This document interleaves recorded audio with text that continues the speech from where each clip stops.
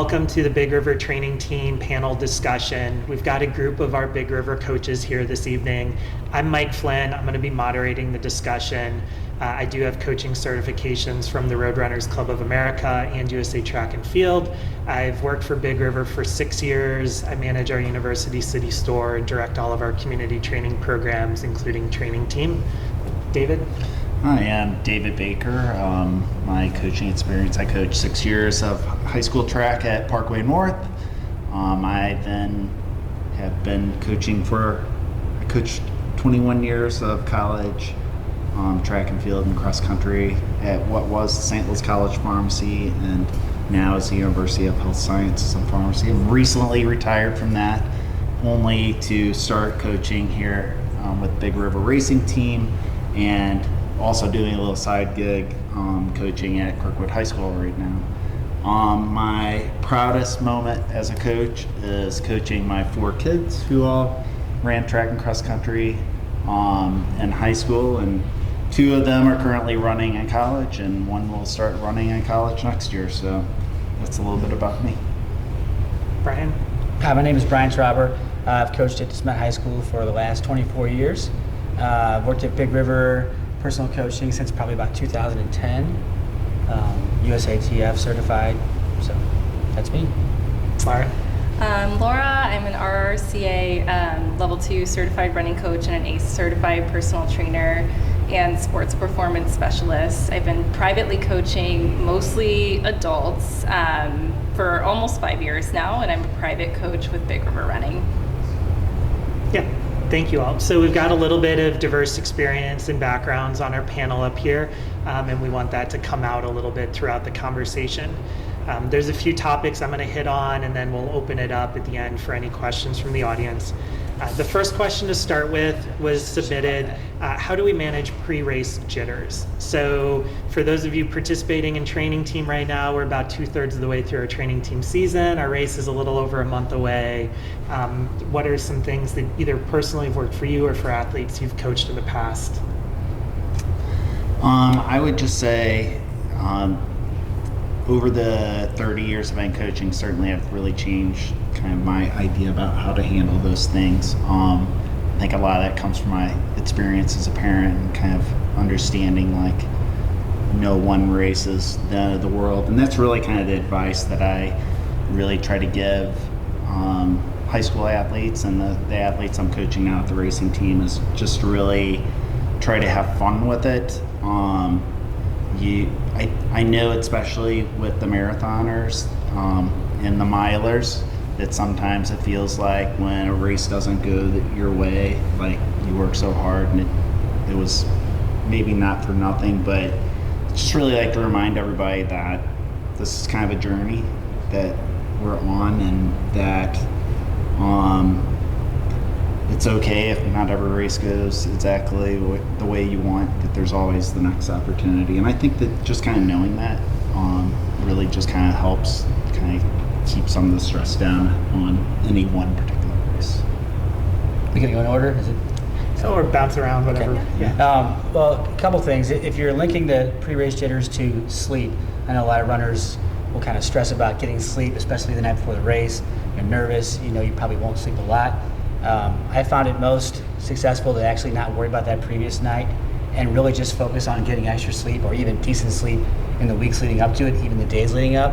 It's pretty normal if you're in a hotel room or if you're even in your own bed that you're going to be up late, but you can run well off a few hours sleep, provided you've been getting sleep prior to that. So I think if you de-emphasize that pre-race night sleep and emphasize the previous nights, you can do really well. As far as the race itself, for me and for athletes that I coach, I try to look at the race as you've done it in practice, and so think about the segments of the race as certain practice runs and tell yourself, okay, I'm going to finish this loop, and then I'm going to do this workout that I did. And you can kind of make it seem like I'm not really racing, I'm just doing all the practices. And we have certain courses that we do. We're going to do a Ladue Meadows, we're going to do a Dogwood Loop, whatever it might be. You have your own terminology, and I think, okay, all I have left is X loop, or all I have left is this workout. And it makes it seem like you're just doing the workout as opposed to like, oh, it's the race, I have to perform, it's on the race day, but make it seem like it's manageable and things you've already done. and take away from, oh, this big race, it's going to be a new experience, instead saying it's a culmination of old experiences, and you can break it up in your head, and it's easier to tackle, and for me, it keeps me more calm. So, if that makes sense. That's good. I think also looking back onto your training and looking at the training runs that you had that were really successful, that simulated those race day conditions. So if you're going into a hilly marathon, maybe the couple weeks before the marathon, while you're in your taper, you go back in your training and you look at the workouts that were on hilly routes that you just crushed. And maybe you label them, right? Another thing that you could do is create a pre-run ritual. And so you'd have to practice it, but it could be your dynamic warm-up. It could be walking around with power poses or tall posture, body language. There's this thing called embodied cognition, where basically if you do the body language, you can trick your brain into thinking that you are feeling confident and happy, which is why smiling during the race works too. So everything that they said, but then just including that pre-run ritual too.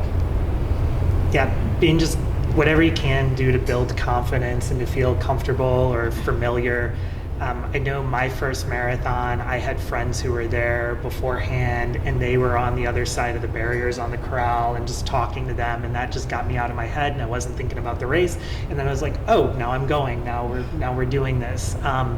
Whatever that might look like for you, whether that's a friend, a family member, or some other type of distraction. But yeah, whatever it takes. The other thing I think that comes up here, which sort of leads into our next topic of conversation, is being confident in your training. And a few of you hit on this in your answers. Bryan, I know I've certainly had those thoughts in the middle of races, like, oh, I only have 3 miles left and the terrain's similar to this. This is just me running this route that I run all the time. When we do kind of look at our training and we're structuring our training, what are some tips that you'd have for people, especially if someone maybe hasn't been following a training plan and they've just kind of been piecing things together? What are some general training tips for the half marathon or the marathon that you think would be helpful for people to incorporate into their training? General training tips are to get on a periodized training program. So like training, it's structured like a pyramid, and if you don't build the base of the pyramid and you try to move on to the next phase, then there's a good chance that you'll get injured or you'll burn out. And so it's good, even if you just Google just like marathon training, there's this guy who always comes up, Hal Higdon, and they're very cookie cutter generic plans, but it's still better than just going out and running at a pace that's probably a moderate effort and not where you should be. So I would start somewhere like that. And then if you want to get something more custom later on, you can hire a coach and get your own training plan going. So I would say starting there. You'll also need a good pair of shoes. I think people vastly underestimate running shoes and how long they can be running in them. What would you include? There's 2 workouts that I would include. 2 of my favorites are, they're simple, but half marathon pace or marathon pace training runs. So you can start with as little as 4 miles at half marathon pace or 6 miles at marathon pace and gradually build that up. So whatever your goal is, if you're trying to run 8 minutes in the marathon or 8 minutes per mile, then you start off with actually practicing. Your easy runs would be slower and your aerobic runs might be slower. But for a workout, you can do a 4 or 5 mile run at that pace and then slowly increase it. From, if it's a half marathon, from 6 miles to all the way up to 10, because you can do 10 at half marathon pace, you're in a good spot. And for a marathon, you might go from, say, 8 miles at marathon pace all the way to 12, 13 at marathon pace. That's a good workout as well. So that's teaching the body exactly what you're supposed to be doing in the marathon, running that pace for that distance. The other way you can do is a fast finish long run. I love those. So Big River, we do long runs every Sunday. I know a lot of you do. It's an easy way to spice it up a little bit. You can say, okay, I've got a 15-mile run. Let's do the last 2 or 3 at marathon goal pace.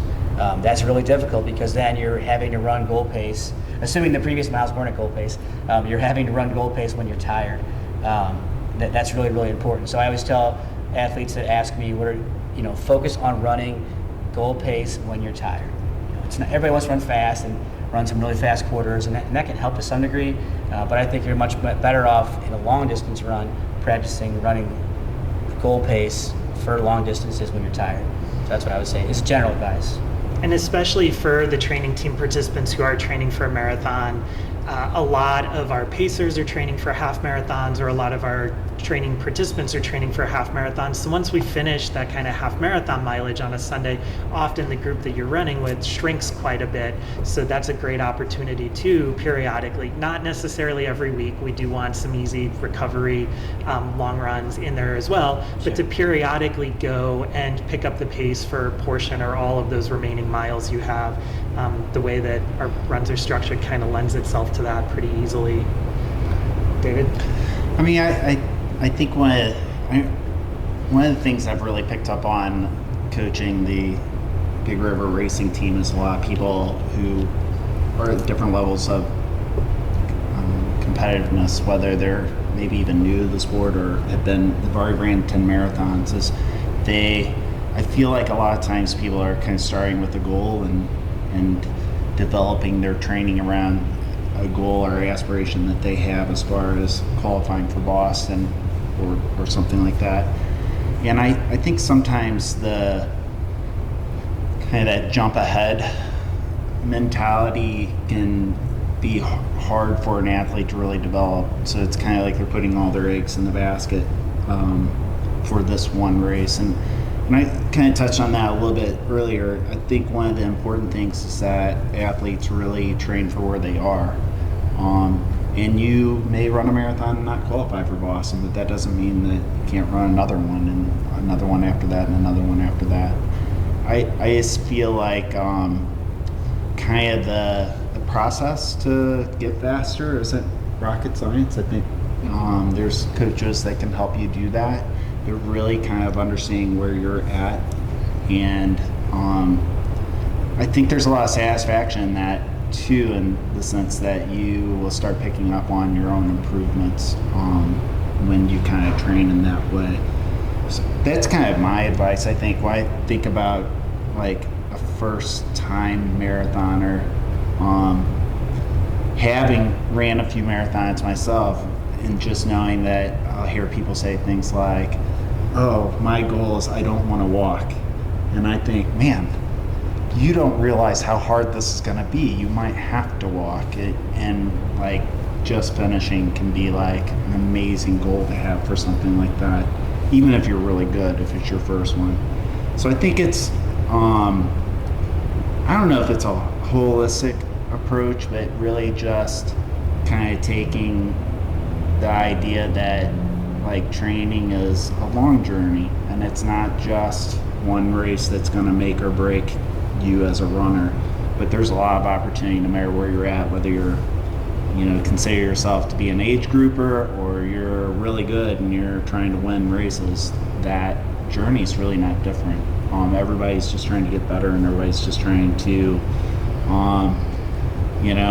enjoy it and hopefully get a PR out of it or something like that in the process. But I don't know, for me, I had a period of time where all my marathons, I made sure I chose a city that I knew I was going to have fun at and could get a little vacation out of it, because I did want to run fast, but I just also wanted to just have that pleasure of being a part of the sport. So I think that's a really good point too, is that a lot of athletes go into the marathon and they think more is going to make them better, and the more that they can pile on, the better that they're going to be, and that's not always the case.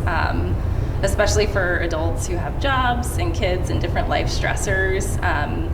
What I've learned coaching is that less is actually more, and it's like, how much stimulus can we apply to get a result, and then that's all we need to do. We don't need to crush the athlete with the hardest workout possible, which can usually lead to injury. But then just like enjoying the process too, and not putting so much pressure on yourself that it's not fun anymore, because I think keeping the process fun usually leads to good outcomes too. Absolutely. Yeah, and then being patient with the process too, because if we set that initial goal significantly too ambitiously and we're like, hey, maybe I'm really like a 5-hour marathoner right now, but I'm dead set on breaking 4, and you're going out and you're driving your body into the ground trying to hit those workouts, you just end up injured. Maybe you don't even end up running that race. And then it takes you years and years and years to even get through a successful marathon training block. Whereas maybe if you're like, you know what, like let's set the goal of 440, and then you actually get there and you show that improvement and you stack a few successful training cycles on top of each other, you can make remarkable success pretty quickly. So being patient with that, taking those incremental steps can be a big one. I think that's a challenge for a lot of us as runners, is we're like, here's the goal, this is where I want to go, I need to get there, and I don't want to be patient. But sometimes when we do show some of that restraint and patience, then like race day rolls around and you're like, oh, I actually exceeded my expectations, or I was fitter than I realized. Yeah. That less is more, the minimal effective dosage, so to speak, of, you know what, I'm doing these repeats on the track, but I'm finishing and I could have done 1 or 2 more reps and I had that in me, but I didn't make myself do them. And then you're just able to recover and get into your next workout a little bit faster. So we've talked about a few different types of runs. We have these long runs. Those are really important. They're a cornerstone of training for a long distance race. We've got some easy recovery runs that are just about kind of getting blood flowing through the muscles, getting the muscles moving. But then we also have some workouts that serve a purpose. Maybe these are some of the race pace tempo runs that Bryan was describing. Maybe these are things like kilometer repeats at 10K effort where we're going out and we're building some stamina. How do we structure those workouts? Like, one of the questions we received from Shane is, how do you figure out how many reps to do, or the duration of the interval, or the recovery period between? Someone want to kind of lay out a framework for how someone could structure that? I mean, I'll kind of step in and kind of talk to that a little bit. I know that there's a lot of discussion about kind of a 80-20 rule within running, and 80% of our runs should be easy. 20% of our runs are something in the workout realm of things.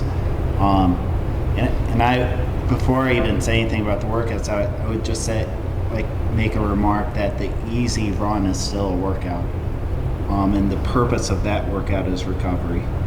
I think too often we kind of like, oh, I feel really good today, so I'm gonna run faster, and we're actually not following the purpose of the run, which is to actually recover from the workout we previously did. So don't forget the easy run workout itself, and that when we're supposed to run easy, we should run easy even when our body says, man, I felt great today. But I think whether you're running 5K to the marathon, having a solid base of aerobic training, the vast majority of your training being aerobic or on the threshold of aerobic, is really where distance runners are going to get the most bang for their buck. Really hard to kind of describe that without some charts or to say it in a talking perspective.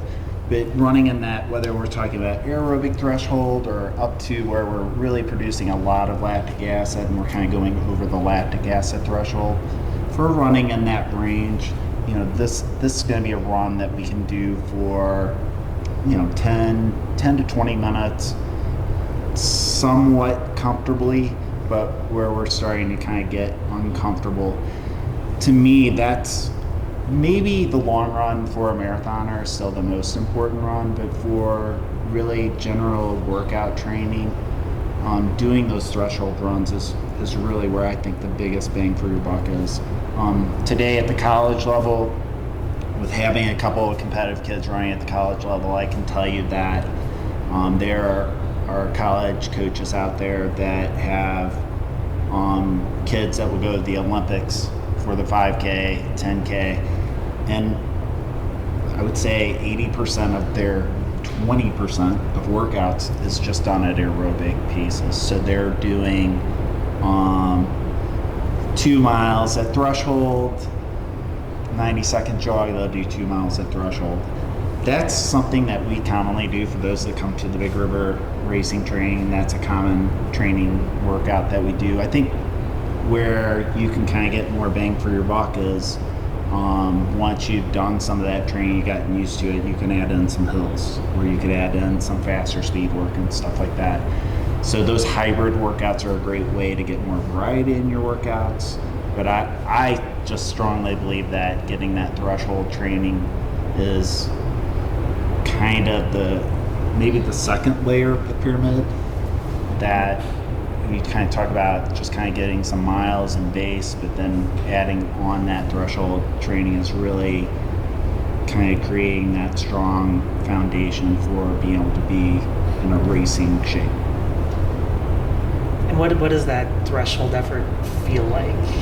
I mean, I always say, like, if I'm doing a 2x2, if I'm just talking strictly about feel, the first mile I feel in control, and the second mile I'm starting to feel that I'm breathing heavier, and I'm probably pushing more towards that lactic threshold, because if I'm truly an aerobic threshold, I should be able to carry it for even 30 minutes or something like that. But if I'm kind of pushing towards that lactic threshold, as I'm producing more lactic acid than my body can remove, I'm starting to breathe harder, and so on. So typically I find on a normal 2x2, I'm breathing a little bit hard at the end of the first two, and I'm typically able to go actually faster on the second. It's probably because I'm just a little bit more warmed up and so on, but definitely find that breathing hard starts happening a little bit sooner. But it's just very important that you're kind of keeping it in check. As somebody that's done a million thresholds, if you followed me on Strava, you'd see me say, went faster than I was supposed to.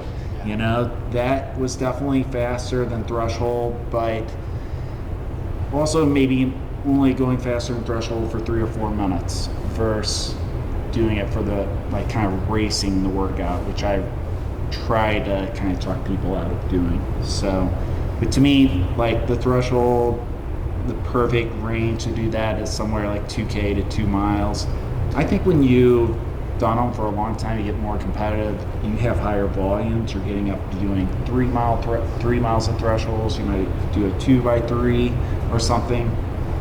But I've kind of found that my preference is more kind of keep people in the 4 to 5 miles of threshold range, but then add in a little bit of a hybrid training to that, whether it's a little bit of hills or some 200s or something, just to get a little added speed for that workout. I mean, this is a workout effort that's pretty sustainable, that we're not huffing and puffing. This isn't 5K race pace or anything like this. This is something that for a lot of people is maybe more similar to like their 10K race pace, or that they're still able to get a sentence or so out every now and then. And the goal obviously is that when David mentioned, when you're doing that second repetition or second group of miles, that you're able to maintain the same pace that you had in the beginning of the workout. We want to be able to kind of consistently put this work together throughout the workout. We shouldn't be getting like significantly slowing down at the end. If that's happening, we're probably doing it too quickly. And there are some resources we can circle back to that are available to our training team participants where they can get some ballpark ideas of where this might be before we talk about pace charts and those sorts of things. Though, Laura, Bryan, anything you'd like to share in terms of like workout structure? I think when it comes to the 80-20 thing, that's like a guideline, and I think people take it really literally, and it's a good guideline, but honestly, with most of my athletes, until we're in peak training, I'm not at 20% of intensity in the week. We're focused on getting strong in like a general sense before we ramp our intensity up to 20% each week. And then coming back to thresholds, there are calculators out there, but I always try to clarify that threshold pace is the only way you can really measure it is by doing like a blood test while you're running, which most people aren't gonna like order the equipment to do that. Yeah, it's something that you have to kind of gauge the feeling of. And you're not huffing and puffing, but it does feel hard, in my opinion. Comfortably challenged. Yes. Yeah. I mean, personally, I don't find it comfortable, but you can stay there. Yeah. I think you can sustain it. I think one of the things I've really experienced personally doing a lot of threshold work, and what some of our athletes have seen and have had some conversations about is just say, like, for me, my threshold pace might be like 6:20, and that, I'm running 6:20, it's really hard, and I'm putting on Strava, that was way faster than threshold. But then 2 weeks later, I might run 6:15s, and I'm like, that felt like threshold. And then a couple weeks later, I might be running 6:10s. And with these calculators, you can do a little bit of reverse math too. It can you can see like, oh, I'm running 6:10 for my threshold, and it feels like threshold. Based on that, my VO2 max estimates are here, and that says I should be able to run this in the 5K. Now, what I will say is the VO2 max calculator I use, what it says I can do for 5K, I cannot do in the mile. I use the same one. Like if you are 18, that might be accurate for you, but if you're 50, I just don't have the speed, but I can still run some faster times for longer distances than I used to. So it's not perfect from that perspective, but I think that sometimes I think with a lot of training, and you'll see this with a lot of coaches, you guys can chime in on that, is if you do occasionally do the same workouts on a training cycle, you can start kind of measuring, am I seeing that improvement? Am I gaining fitness? And that's a great way when we talk about adding confidence and getting some feedback that what I'm doing is right. That's a great way to do it too. For sure. I think with tempo running, it's always kind of a fine line whether you race it or you overrun it. But I feel like you should be pretty tired by the end. It's okay to be controlled at the beginning, but I feel like the last portion, depends on how many miles you're going to do, but it's okay if that last mile is a challenge. What I would say is if you're racing, when you finish the run, you should be finished. That should be it. If you're tempoing, when you finish the tempo run, you should be able to say add an extra mile. If someone said to you, could you go another mile? And you said no, then you're probably closer to racing. If you said I could go another mile, no problem, kept that pace, then you're probably still in that tempo range. There's no great, perfect way to solve that, but that's it isn't easy, that's for sure. I mean, I feel uncomfortable probably about the midway point on. But you shouldn't feel uncomfortable in the first minute, and you should be able to go another mile if you were forced to. You shouldn't do that, but if you're forced to, I could do one more mile at 6:30 or 7 minutes, then that's probably still your tempo pace. That's just kind of a good test you can use. And I think what several of you have said, it's really the most important thing is always consistency. And I think sometimes we have too much data. I think that I talk to runners and they're constantly worried about, I have to run 9 minutes for a half marathon. Today I ran 9 minutes for 5 miles and I was tired. There's no way I can ever run a half marathon at a 9-minute pace, and that's not true. You can. The majority of your runs that you do should be slower than your race pace. So it's okay. You're not running your marathon or your half marathon every day. And I think we have so much feedback. We get constant feedback on every mile you run's logged. It's on Strava or whatever app you use. And so sometimes people over obsess about, oh man, I was at 9:30 today. Probably never going to be able to run a marathon at 9:30. It must be over for me. And they kind of think that if I'm going to run 26 of these, then I should be able to do this every day, all the time, every day. And that's just a really dangerous way to think. I always tell athletes, you're training to run that on one day. You're not training to run that pace every day. There's a real difference. So it's okay to be slower, much slower than your goal pace on most of your runs. I mentioned my favorite workout is the marathon or half marathon pace workout, but that's once every 7 or 10 days. The other days, it's more than okay to be much slower. And I think when you do that, what you were both saying, then you're going to run more because you're not running at your race pace constantly. You're able to do more, enjoy it more, be more consistent, you gain more training, most of it aerobically, and you're just comfortable and you are getting fitter as opposed to trying to run your goal pace every day. And when you're trying to run that goal pace workout in the middle of a week, you've done a long run the week before, right. You've done a bunch of other runs, your body's not recovered, whereas at the end of your training cycle, you're going to taper, you're going to take some time off, you're going to rest, and on race day, your body's going to be a lot fresher than it is when it's doing these workouts. Mike kind of touched on this too. I think one of the kind of things I made is that, we really just have to be kind of more self-aware with our training sometimes. I think we do get stuck into this. One of the athletes I've helped a lot send me a text and say, I didn't hit my splits today. I'm like, am I going to be able to do as well in the marathon as I thought because I didn't hit my splits today? And it's just kind of, again, going back to reassuring that not every day is going to be perfect. And some days you might have to do a little bit less than others, but yeah, just kind of, I think the advice would probably just be being kind of progressive with our training and our workouts as well. Yeah, absolutely. And just a point of clarification too is the pace that you're running at and like your goal time for the event is going to have a huge impact on like how long or what some of these repetitions look like. So David said, 2 by 2 mile, and that's possibly feasible for someone who's running at faster paces. But if you're running at like 11 minutes per mile or in one of our run walk groups, then that is way too long of an interval for you. So some of this, oftentimes we maybe need to think of like the time duration of an effort as opposed to the distance duration. And an example would be anyone who's familiar with our summer speed work program, like more often than not, groups 1 through 5 are running at similar effort levels on the track. Group 5 is going to cover less distance, but maybe they're actually on the track longer, so they're getting more time at that intensity level. Frequently it's actually group 3 that's on the track the longest, but they're getting more time at that intensity level than the other groups are. So we have to sort of factor in what's our pace, what are our training paces, where is our fitness level at, and that has an effect on all of this. Yeah, it's highly individualistic based on the athlete, where they're at in training, what's the goal, so it's hard to give kind of a generic answer. We referenced those pace charts earlier. Those are linked to the training plan, the workout schedule for training team. You can see the Daniels Run Smart Project, V.02, whatever you want to call the organization, charts. And those can be a tool, and we talk about it in the orientation videos, so I don't want to spend too much time on it now. But those can be a tool to kind of look at either a recent race time, and it'll give you a rough estimate of this is what my threshold pace might be, this is what my easy run pace might be, this is what my goal marathon or half marathon pace might be.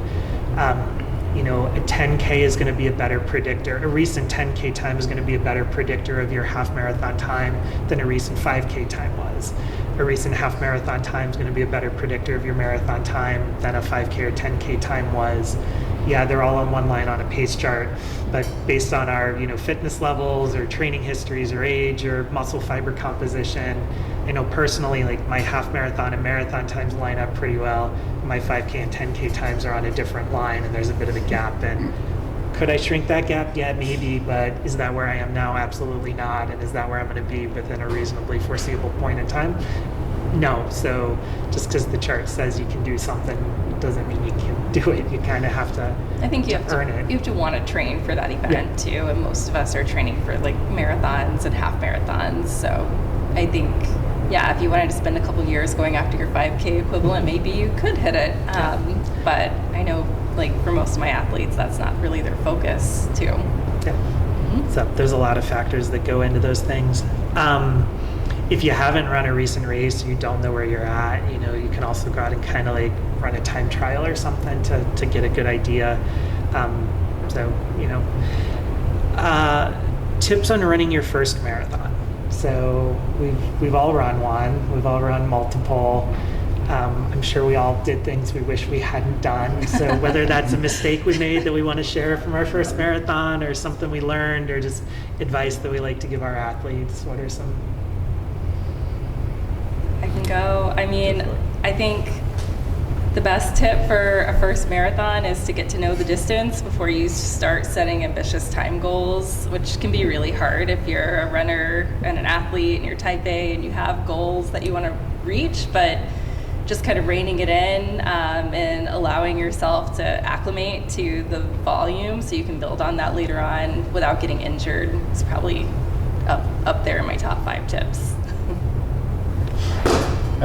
Talking about the marathon specifically, right? So Or the half marathon. So for the marathon specifically, don't do anything at all for the first time, whether it be for the shoes, socks, shirt, pants, breakfast, fueling plan, all of it. If you're trying a new thing to get the boost on marathon day, it's probably going to backfire. So make sure all the things you do, from what you wear to what you eat to everything you do has been done before. And the biggest thing I tell athletes is you should feel really good early in the marathon, like really good. So whatever pace you've trained for, you're saying I can run that pace for 3, 4, 5, 6 hours. So when you're at 10 or 15 minutes, you ought to be smiling, having a good time. And I think a lot of people feel like it's race day, it should feel hard right away. And in the 5K maybe, and in the 2 mile maybe, but in the marathon, I mean, you should be really relaxed early on. Not that it's going to be easy forever, but overrunning the first 2, 3, 4 miles is really easy to do because you're excited and you've trained to run 9-minute pace for 4 hours. So 9-minute pace after 9 minutes feels great. So you have to tell yourself that I should really feel good. Almost, it's okay to be slow in the beginning, honestly. I'd rather, if your goal is 9-minute pace, if your first 6 miles are 9:10 or 9:15, to me that's better than 8:30 or 8, because it's easy to creep down. And then before you know it, you hit 13 or 14 miles, and all those 15 seconds that you've been building up, it starts to accumulate, and then you have an hour and a half or 2 hours of running and you're out of gas. So I'd go slow and do everything you've done in the past. So. That stole my thunder. Oh, sorry. Says it right there. I think my first marathon, I actually had the mentality, we had talked about it before, like we wanted to break 3 hours for the marathon. So we were thinking, well, we need to go out in like 125 or something because we're going to die. And we needed 5 minutes of extra time to die before we could finish. And I think that wasn't an uncommon thing when I talked to people when I was doing the first marathon. But I totally think today that, I wrote down exactly Bryan said that, really just kind of allowing yourself to enjoy the first 10 miles. I think you should go through the 10-mile mark and be like, that was the absolute easiest 10-miler I've ever done, because you're completely recovered, you've tapered. You may have ran the same pace in a training run, but you've never done it when you were actually rested and fueled and all that stuff. And just really allowing yourself to kind of enjoy it. If you can, a great piece of advice worked for me was to run with somebody that was slower than you, where you just had somebody that you knew, okay, I'm going to go out and run with you for the first bit of the race, and just allow yourself to kind of, be present. I think my early self would have been counting miles and like, okay, 1 down, 25 to go, 2 down, 24 to go. My old me is more like, check out what's going on over there. Did you see that? Just allowing yourself to just kind of get through it, because you're gonna have plenty of time where you're gonna have to be really focused, and you're gonna have plenty of time where, you're gonna have a moment it's gonna be tough. And I think from a first time marathoner perspective, I said this before,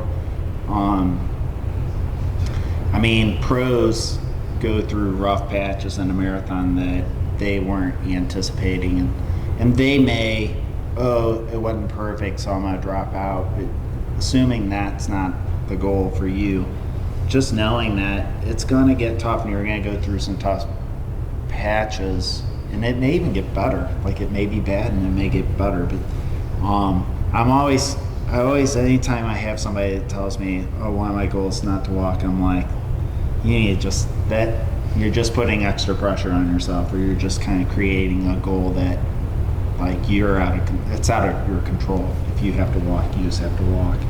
So just really kind of allowing yourself to enjoy the first one, I think, is a good advice. And you can still run super fast. Like, you can still have a goal in mind, but if you kind of take that longer approach and kind of go into it knowing, well, I hope I want to do this again, like just being patient and stuff like that, I think is the best advice for a first-time marathoner. And walking can be tactical too, like walking through the water stop and making sure you actually get the fluids and consume the fluids. Missing that and dropping that is going to hurt your race more than the 15 to 20 seconds you lose by walking instead of jogging through the water stop. Or if it gets really rough and it's really hard and you walk for a minute or a couple minutes and then you resume running, you're probably going to resume running at a faster pace than you were running before or than you're at. So using walking in a strategic manner can actually be beneficial sometimes. So yeah, try to drop that from your psyche.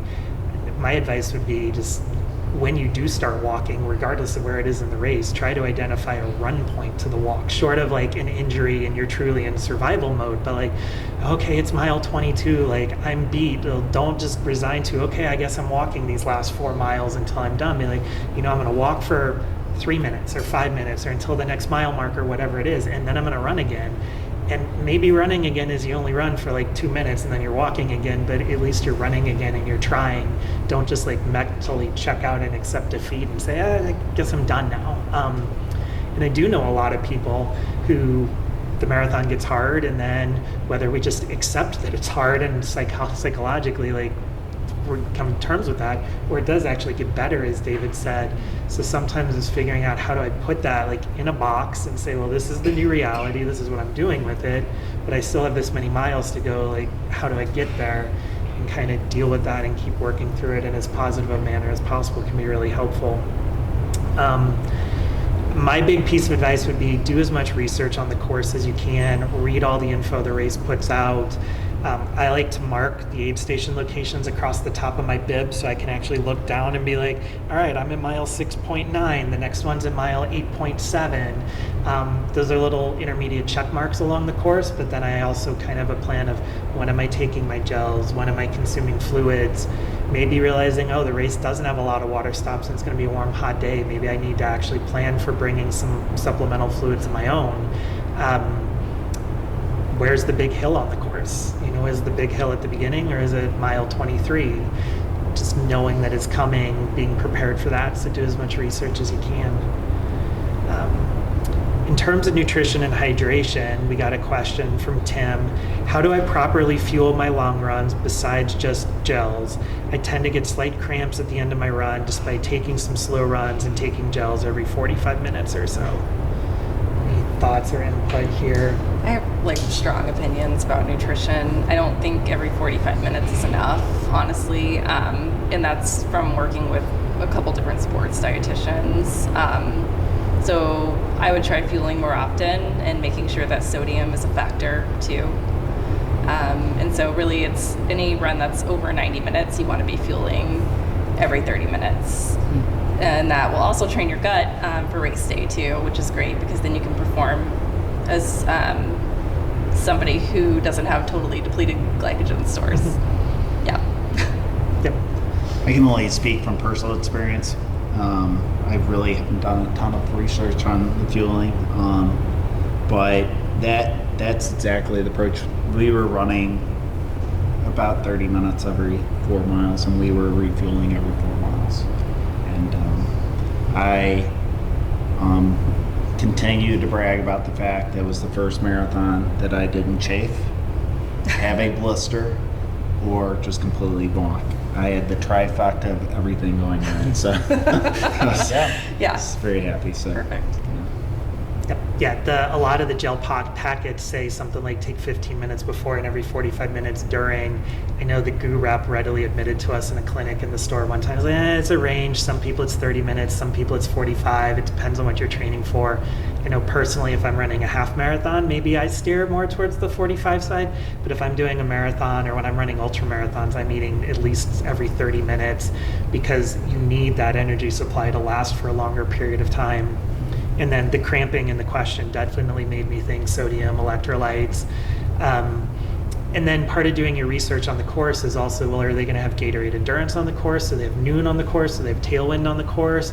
Can you get a chance to try whatever the on-course hydration is beforehand in your long runs to see how your body likes it? Because how it likes it 3 hours into your race is going to be different than if you just taste test it. And so try to experiment with your fueling plan during a couple of your longest long runs so that you can get your body used to taking on those calories kind of at that exertion or effort level. Or I know people who during some of their like maybe marathon or half marathon pace tempo runs, even if they're only out there for an hour or hour and 20 minutes doing the workout and they don't need to necessarily fuel that workout, they practice taking on their gels partway through that workout just because, well, like this is race pace, I'm putting it in my body, I'm seeing how I absorb that. Because maybe the body needs a little bit more practice just getting used to this. But cramping definitely makes me think sodium, electrolytes, And like salt tabs or salt pills can be really helpful too. If it's warmer outside, I have a little Ziploc bag with some of those, and then you can take those. And one of the beauties of those is they don't distress your gut because you don't really sense or feel anything. Sorry, I had something else to add Yeah, to that. absolutely. The other benefit of fueling during those workouts too is you're practicing fueling at a pace that isn't just easy pace too. Which if you've run a marathon before, you know, like you don't even want to lift your arm up at mile 20 anymore. So it's good to practice that. And the other thing that I hear a lot is people want to practice getting depleted on their runs and training their body to like, you know, fuel off of fat burning or whatever, but now you can't hit your paces in your workouts because you're under fueled, and so training becomes counterproductive because your glycogen stores are too depleted to hit your paces, and so yeah, you're depleted, but it's not really accomplishing anything from what I've seen. That's my soapbox. Yep. Any other advice we'd like to share for people, or any comments before we wrap up? I guess I feel like I'm gonna like step on Laura's toes here when I say that one of the things I think that runners really miss is gonna be right up your alley. I'm just gonna be like switching it over to you. Okay. Is we're really good about running for our training, but especially if you're gonna be doing a marathon, if you're looking for injury prevention or really helping you be a better athlete in general, it's really making sure you're doing the strength and mobility training, whether that's lifting or just doing body weight stuff. All that the running we does is great for training us to be a runner, but it's kind of like having the best engine in a car. So, but then not having a very good chassis for your car. So I would just really kind of recommend that people really look at what kind of strength and mobility that you can be doing pre and post run. And it can be lifting weights. It can just be body weight stuff that you're doing. But if you're really looking for just kind of long-term keeping yourself fit and less injuries, I can't guarantee you're not going to get injured, but being less injured, making sure that you're adding in things like striders into your training, because that's going to also help with your running economy and stuff like that. But did I 100%. a good? Yeah. Yep. You have to think like this 6-minute dynamic warm-up you do before every run that includes hip mobility is going to translate into like 6 hours of additional hip mobility by the time you get to your race. So it's worth doing like even the most like minimal routine. You know, if you hate the gym and you can only make body weight and bands happen right after each run, then great, like stick with that. It doesn't have to be super complicated. But it does improve in performance too. So it's not just injury prevention. Like I've had athletes who I've changed nothing with their training plan, and they've simply started to strength train twice a week and suddenly started to PR. And I would just add in that a lot of athletes, high school, college, older adults, look at that as being like core. Oh, I did some planks, but it's really only working the front side or anterior chain. So really adding things like squats, lunges, the hip. I'm a huge, when I started doing hip mobility, I just like felt like a 90-year-old guy. It hurt so bad. Changed your life. It really did. It changed a lot as far as how I felt with my running and what I was able to do. If you're in your 50s like me, these are things that you probably should have been doing when you're in your 20s and 30s, but these are things that are going to really give you some longevity. And I really just think from an injury prevention perspective, these are the tools that are just as important as doing the running itself. So that was the only thing I had to add. That's good. Cool. Do we have any audience questions? Yeah, Amanda. I'm pretty much a brand new runner. I've really only been running for about 6 months. So what advice do you think is really important for a new runner to remember? Like if you had, like, when you started running, like the one thing that you wish you knew or that you could impart to a new runner?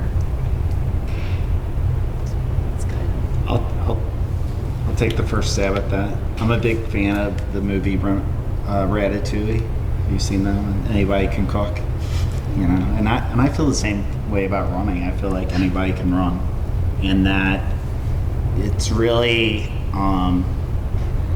I did a marathon with the Leukemia and Lymphoma Society and knew people that were walking 5 hours, and that was probably one of the worst marathons I've had. And I had a moment where I was like, oh, there's people that are actually going to walk this for 5 hours, so I'm not going to drop out if I have to walk the last 6 miles. That's what I'm going to do. And I think that, like, for a new runner, especially somebody that's not doing it like in high school or whatever as an experiment, they're really wanting to devote to it. It's just kind of accepting where you are and having fun with it, and just kind of, you know, it can be something you can do for a long time, and just allowing yourself the time to progress, but not feeling like you have to be where somebody else is. Perfectly fine wherever you are. I will just admit I was a fairly competitive runner in college. I wasn't an All-American or anything like that, but I really started running marathons because I didn't feel excited about doing 5Ks anymore. Like, that just wasn't something that it wasn't that it challenged me. I just knew I couldn't run as fast as I used to run. And I was like, ah. But the marathon became something that was motivating for me because I knew it was hard. And I think that's why most people choose to run, because it makes them feel good, but because it's a challenge. And I just think embracing that and, you know, getting involved, obviously doing training team and things like that is a great way to meet other people that are where you are, and just kind of sharing in that experience, I think, is like a wonderful way to get into running as a new runner. Yeah, I think the biggest thing is you have a support group around you, right? And you have people that are at the same level you are, right? And maybe some people that are a little slower, a little faster, right? Just having that camaraderie every Sunday that you run together, long run, or whenever those runs are. Because that holds yourself accountable, right? When you have other people around you doing the same thing you're doing. If you're doing it alone, and, you know, well, I got to get up the next day and run, you're more likely not going to do that, right?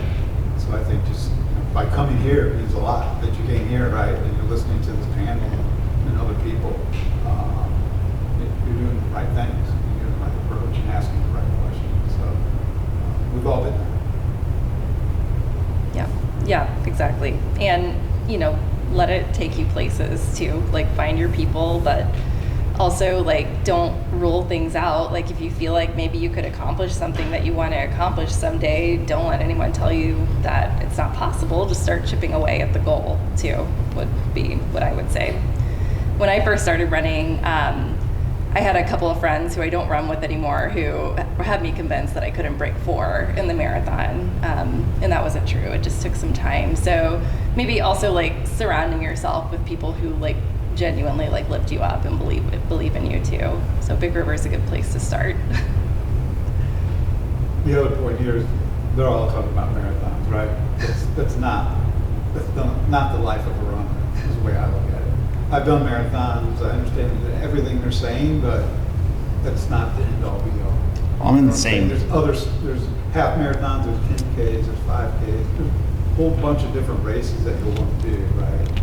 I signed up for the half at the go Okay. because I had a lot of people in my life first tell me that I couldn't do 5Ks, so I did like 18 last year. Good. And then they told me, well, you can't do a 10K, so I did 10K. And then, well, you can't do a half, so I signed up for the half. That's right. It's There you the go. best way to get me to do something is That's to tell me I awesome. can't do it. Good. Well, if you can do a half, then you can do a marathon. So I tell people that all the time. I tell people that all the time. If you can run a half marathon, you can run a marathon. That's already Well, and then my a goal. 50K is only 5 Yeah. more miles, Yeah. David. So this is a dangerous. Slippery slope. Yeah. So I think my answer to that question is there's so many different places running can take you. Laura kind of hit on this, is experiment a little bit and find what brings you the most enjoyment. And maybe that is the 5K, maybe it's the 10K, maybe it's the marathon, maybe it's the half, maybe it's just running for fun and not doing races and getting out and having a good time. But I know, like, an athlete I was working with last fall who was training for her first marathon, when we did her race week chat, she said, well, Mike, what's next? And my answer was, you'll know. Like, take some time, think about it. You know, maybe you decide you want to run another marathon. Maybe you decide you want to go back to the half. Maybe you decide you want to become a crazy ultra runner, like me, whatever that might be. And, you know, but it's a personal journey. There's no right or wrong path to follow. Just kind of find what's going to bring you joy and health and fitness. We have time for one more audience question. Yeah. I know you all kind of talked a little bit about mobility and the importance of that, and I know for me personally, it's something I know I need to do, but it's always an afterthought, and my tight hips could put the tin man to shame. So I was just wondering if any of you had any resources that you found to be effective for running, I guess, pre-app mobility.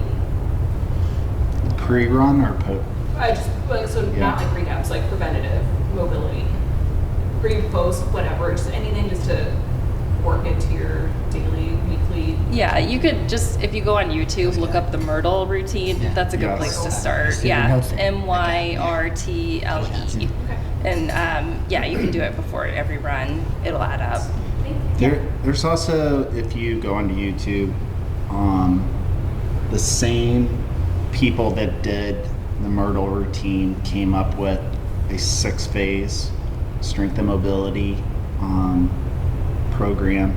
So if you were to just put in SAM for strength and mobility phase 1, they'll all pop up. You'll see phase 1, phase 2, phase 3. These start pretty easy. Like phase 1 is the one that today, if I did it, I wouldn't feel like I got a workout. But when I did it for the first time, because I had no hip strength and stuff like that, like I didn't know if I was going to be able to walk the next day. But it's so easy, like today. But I think that's a good start.